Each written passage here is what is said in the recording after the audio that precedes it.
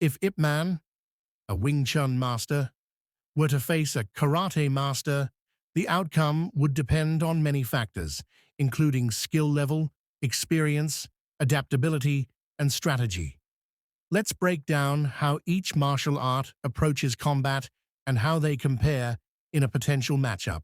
Wing Chun, Ip Man style, close-range combat. Wing Chun excels at infighting, using quick punches, trapping, and redirecting force, efficiency, and centerline theory. Practitioners prioritize direct attacks along the center line, minimizing wasted movement, chain punching, and speed. Techniques like the rapid chain punches, e.g. Chisao sensitivity drills, can overwhelm an opponent. Deflection over power. Instead of meeting force with force, Wing Chun redirects and neutralizes attacks. Karate, traditional versus full contact styles, diverse striking arsenal. Karate includes powerful punches, kicks, elbows, and knee strikes, stronger stances, and distance control. Traditional karate focuses on strong, rooted stances and explosive movements, powerful kicks and punches. Karate practitioners generate immense power through hip rotation and disciplined training. Varied styles, Shotokan, Kyokushin, Goju-ryu, etc. Some karate styles emphasize point fighting, light contact, while others, e.g. Kyokushin, train for full contact, knockout strikes. How would the fight play out? If the fight stays at long range, the karate master has an advantage with powerful kicks and explosive strikes. If Ip Man closes the distance, Wing Chun excels in close quarters, using trapping, deflections, and rapid strikes to dominate. If grappling is involved, neither system is heavily focused on ground fighting, though Wing Chun has some elements of joint manipulation. Historical and cinematic context. The Ip Man movies depict a legendary fight between Ip Man and a karate master, based on real-life challenges against Japanese martial artists. In real history, Ip Man did not fight a karate master directly, though Wing Chun and karate practitioners have tested their styles in modern competitions. Full contact karate, Kyokushin, etc. versus Wing Chun. Fights have happened, often favoring the karate fighters due to their conditioning and knockout power. Final verdict? If the Wing Chun master, Ip Man, closes the distance and controls the fight, he can overwhelm the karate fighter with speed and technique. If the karate master keeps the fight at a distance and lands powerful strikes, he has a good chance of winning. Ultimately, the fighter's individual skill and adaptability matter more than the martial art itself. Would you like an analysis based on a specific karate style, like Kyokushin or Shotokan? Ip Man versus the Karate Master.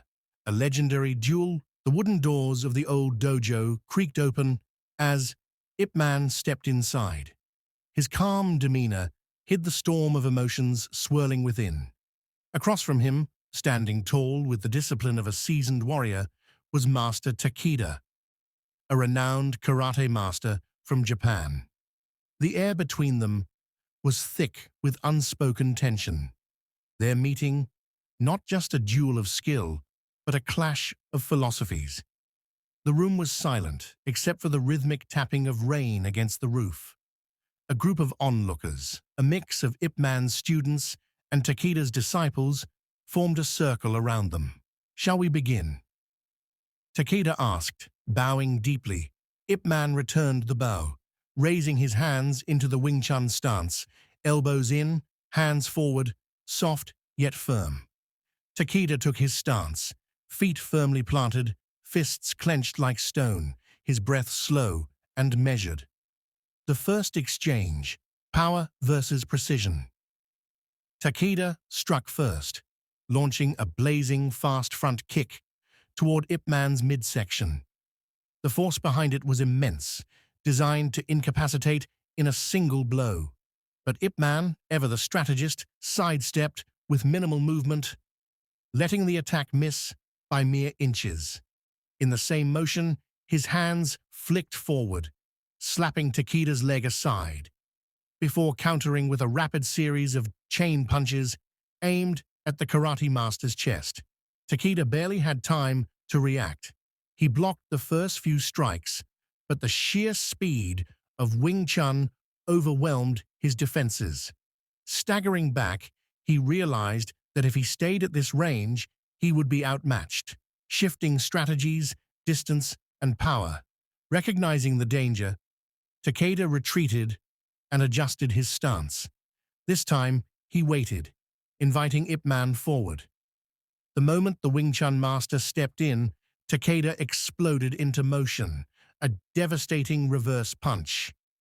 Aimed straight for Ip Man's ribs, Ip Man pivoted, redirecting the force with a well-placed palm strike. But the sheer impact sent a shock through his arm. Takeda was powerful, his strikes honed through years of conditioning. But power alone was not enough. Ip Man responded by closing the distance even further, trapping Takeda's arms with Wing Chun's signature Chi Sao, sticky hands, technique. Suddenly, Takeda gritted his teeth, struggling against Ip Man's iron grip. In karate, strength and precision were key, but he was now fighting in Ip Man's world, close quarters combat, where speed and fluidity reigned supreme. A final barrage of lightning-fast punches struck Takeda's chest and chin. His body shuddered with the force, his knees buckling. Before he could collapse, Ip Man caught him gently, steadying him before stepping back. Silence filled the room. The fight was over. Takeda, breathing heavily, looked up at Ip Man, and after a moment, bowed deeply in respect. I see now, the power of your art is not just in the fists, but in the mind and the heart. Ip Man smiled, returning the bow. Strength is important, but control is everything. The onlookers erupted into applause, not for a winner, but for the mutual respect between two masters of their craft.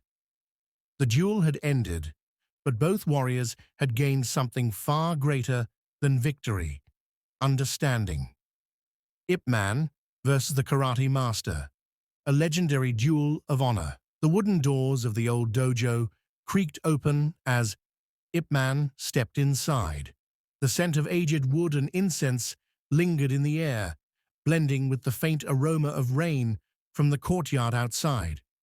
The floor, polished from years of dedicated training, reflected the dim lantern light. Across the room stood Master Takeda, a man of unwavering discipline and strength. His white gi was crisp, the black belt around his waist a symbol of decades of rigorous training. Behind Takeda, a group of his students stood in silent reverence, their eyes locked onto the figure of the Wing Chun Grandmaster. On Ip Man's side, a few of his own disciples had come to witness what would become a legendary clash, not just of skill, but of philosophy. The old world of China's internal martial arts was about to collide with the disciplined, explosive power of Japan's karate. A deep tension settled over the room, unspoken yet heavy, like the moments before a storm. Takeda stepped forward, his movements deliberate and precise. He bowed deeply, his respect evident, despite the underlying challenge in his eyes. "I have heard much about Wing Chun," he said, his Mandarin tinged with a Japanese accent. "I would like to test its strength for myself." Ip Man, ever composed, returned the bow. His expression was calm, unreadable, yet filled with quiet confidence. "Martial arts are not about proving dominance," he said gently.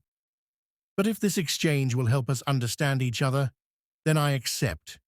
With that, the fight began. The first exchange, lightning versus thunder. Takeda did not hesitate. He lunged forward with a blazing fast front kick, his foot cutting through the air with the force of a battering ram. Aimed straight at Ip Man's midsection. A lesser opponent would have been sent flying, ribs shattered, but Ip Man moved as if he had anticipated it all along. His reaction was effortless. A small pivot to the side, a subtle shift in weight, and Takeda's kick missed by mere inches.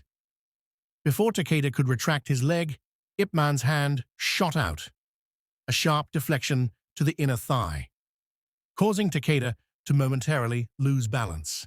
In an instant, a flurry of chain punches followed, rapid, relentless strikes aimed at the karate master's chest. Ip Man's hands were a blur, his strikes as fast as the falling rain outside. Takeda barely had time to react. He managed to block the first few punches, his forearms absorbing the blows, but the overwhelming speed of Wing Chun was unlike anything he had encountered. Each impact sent shockwaves through his arms, forcing him back. Realizing he could not win in this close-range exchange, Takeda retreated, creating space between them. Breathing heavily, he reassessed his strategy. Shifting strategies, distance and power. Takeda adjusted his stance, widening his base, grounding himself like a mountain. This time, he would not allow Ip Man to dictate the fight. He waited. He watched. The air between them was thick with anticipation. When Ip Man finally stepped forward, Takeda exploded into action. A one-to-reverse punch, fueled by years of conditioning, aimed straight for Ip Man's ribs. Ip Man reacted instantly. He raised his arm, not to block, but to deflect, using minimal force to redirect Takeda's strike. The punch glanced off, its power wasted. But even through the redirection, Ip Man felt the raw force of Takeda's strength. A direct hit would have been devastating. Takeda followed up with a sharp, roundhouse kick, his foot whistling through the air. This time, Ip Man closed the gap even further, stepping inside the arc of the kick before it could gain full momentum. Suddenly, Takeda was trapped.